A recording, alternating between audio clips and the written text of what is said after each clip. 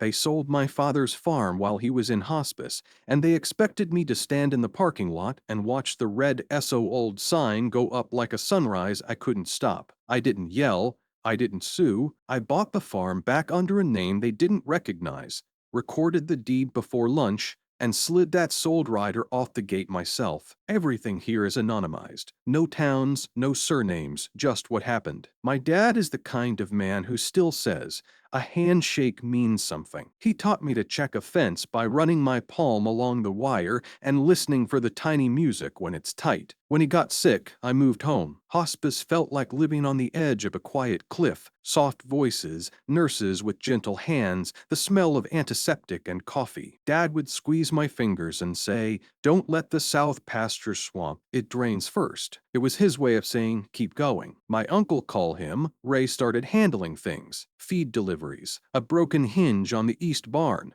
paperwork I didn't see. He's my dad's younger brother, charming in public, quick with a joke, the sort of man who calls a favor nothing at all while calculating what it costs you. I wanted to believe he was stepping up. I wanted to believe we were still a family and not a transaction. The first crack showed up on my phone. A neighbor texted me a photo, the weathered front gate with a fresh FOR sale sign zip-tied to it. I called Ray from the hospice parking lot. He let it ring, then answered, cheerful enough to set my teeth on edge. I said, "What is this?" He said, "Temporary, kid. Tax thing. Stays in the family." My dad was asleep on oxygen while his brother said the word temporary like it was a promise and not a trick. I drove straight to the county recorder because paper doesn't lie to your face. There it was, a quitclaim deed from my dad to an LLC. I'd never heard of Ray's. Signed during a week when Dad couldn't sit up. Notarized. Recorded. I asked for certified copies of everything, $10 each, and no questions from the clerk. I put them in a cheap red folder so I couldn't miss it in a hurry. The listing popped on the MLS the next morning. Out-of-town investor preferred, fast close, cash ideal. Photos of the kitchen I grew up in, the sink where my dad scrubbed the dirt out of his nails with a brush he called the city boy maker, 10-day close. No mention of hospice, no mention of the handshake. Two choices: fight in court slow and public while my dad was dying, or block the sale with the same tools Ray used, paper, speed, and a smile. I picked speed. I formed a neutral-sounding LLC plain as flour, nothing a family member could sniff and recognize. I opened a bank account, moved funds I'd been saving for a house with sidewalks, and told myself, land is land. I called the listing agent and offered above asking with a 7-day close, verified funds, clear title, and no contingencies except truth. I could hear her sit up straighter. "You local?" she asked. "We'd like to keep it local." I said the sentence people use when they want to sound harmless. "We're an outfit that manages grass." While escrow spun up, I pulled the chain of title and stared at the week the quitclaim had been signed. The hospice nurse, off the record, told me Dad had been heavily sedated those days, on oxygen, pain managed, she said. Couldn't hold a pen. My throat clenched so hard I had to sit on the curb and breathe into my sleeve like a kid about to throw up. The title company asked for routine things that felt like math problems, evidence of authority for my LLC, copies of ID, proof of funds. I gave boring answers because boring is armor. The only hiccup was a notice of interest. Ray had scribbled into the record the afternoon the listing went live, something about a family agreement to share proceeds. The title officer flagged it as noise and sent a polite request for its release. Ray didn't respond. She sighed. "It's not enforceable the way it's written," she said. "We'll insure around it." I didn't tell Dad what I was doing. At night, I sat by his bed and read him the weather like a bedtime story. Rain, Tuesday, cool wind from the west, good haymaking if it holds. He'd nod, then sleep. I kept my red folder under the chair where I could press my shoe against it and feel the proof of my plan.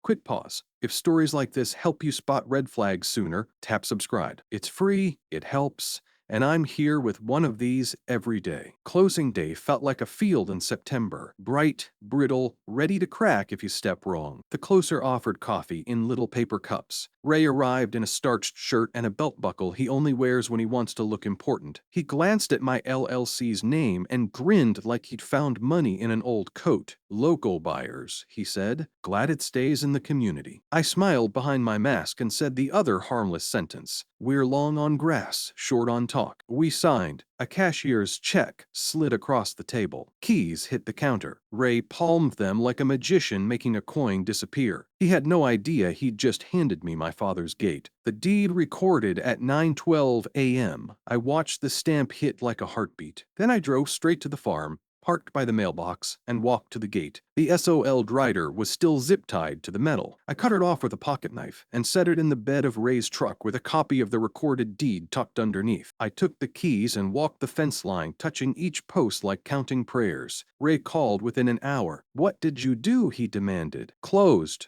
Recorded," I said. "You can't." "I did. You lied. I used the same tool you did. You used it to take. I used it to give back." He pivoted to fear. "Investors were lined up. You'll regret this," I said. "They can line up for hay in 50 years when the grass is thicker." He pivoted to guilt. "Family doesn't do this," I said. "Family doesn't sell a dying man's field."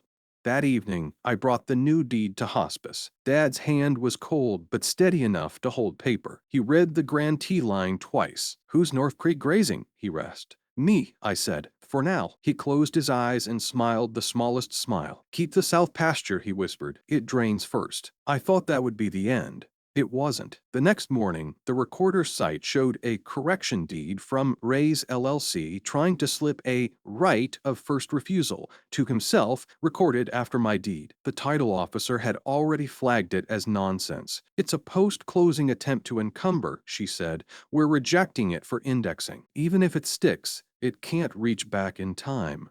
Ray switched tactics. A neighbor texted me a photo of him loading the small tractor onto a flatbed. "Says he's taking what's his," the text read. I called the non-emergency line and asked for a civil standby. When I arrived, the deputy stood by the gate with his thumbs in his vest and listened while I explained that equipment is part of the sale unless specifically excluded. The bill of sale was clear. Ray argued in circles until he ran out of air. He left with an empty trailer and a face the color of sunburn. The deputy looked at me and said, "You got your paper?" I held up my red folder. He nodded. "Then you got your farm." Ray wasn't done. He filed the mechanics lien claiming he'd done $38,000 of improvements. The itemized list included advice, time spent, and managing family expectations. The title officer laughed so hard she had to put me on hold. We responded with receipts for the actual repairs I'd paid for and a sworn statement from the neighbor who'd fixed the hinge. The lien died of embarrassment. The farm itself was quieter than the people fighting over it. I mended the portion of fence that sags where the creek jumps the bank. I stood in the barn and let the smell of old hay and dust settle into my hair. I found a jar of rusted nails my grandfather had labeled in tiny block letters and put it back like a relic. The place felt like a chest you crack open after years and find your own heartbeat inside.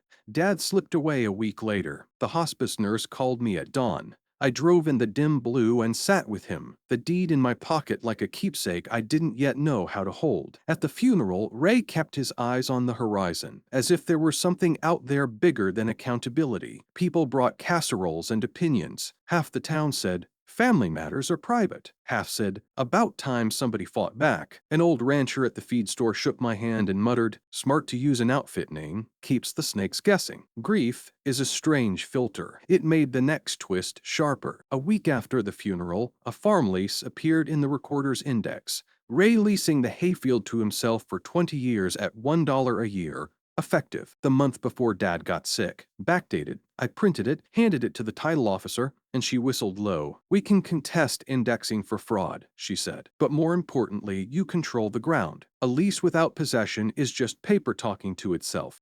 We posted new signage. "No unauthorized access. For permission, call." I changed the gate code and walked the perimeter. 2 nights later, the motion camera pinged at 2:14 a.m. Headlights idled at the east entrance. I called the same deputy as before. He knew the way by heart this time. When he pulled up, the headlights cut out and a truck slipped away into the dark. The deputy scanned the fence with his flashlight and said, Folks get bold at night. Keep your paper. Keep your patience. There were quieter battles. Change of address notices tried to reroute the tax bill to a P.O. box. I went to the post office with my red folder and asked them to mark the account. In person, changes only. Utility profiles suddenly showed authorized users I didn't recognize. I removed them and set up alerts so any change pinged my phone. I froze the farm credit line and set voice passwords on the bank accounts. Billing is armor. I met with the neighbor who grazed cattle on the North 40. He'd lived through Ray's promises of a cut later. I told him I want cash, signed in duplicate, dates clear, gates shut. He smiled like he'd been waiting to be treated like a grown-up. We shook hands,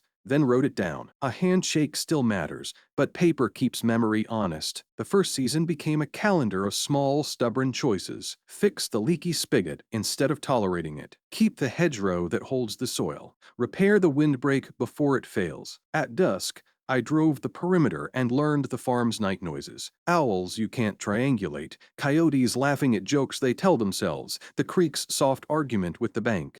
Grief sat in the passenger seat and looked out the window. We didn't talk much.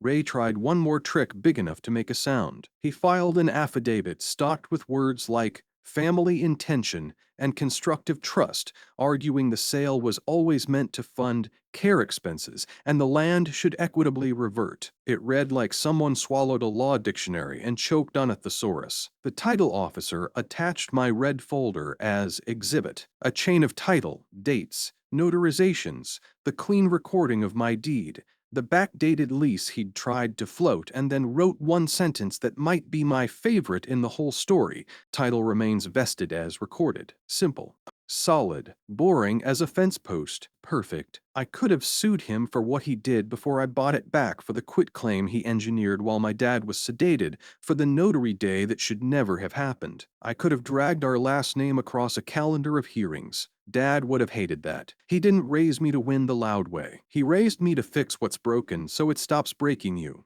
So I did the most radical thing I could think of after a family war. I farmed. I showed up before the heat set in. I mowed thistles. I saved fence staples in a coffee can because you never know. I packed a thermos of tea and found the exact spot on the west fence where the wind sounds like a train. I made a list of repairs that didn't fit on one page and decided not to panic. Land isn't a task, it's a relationship.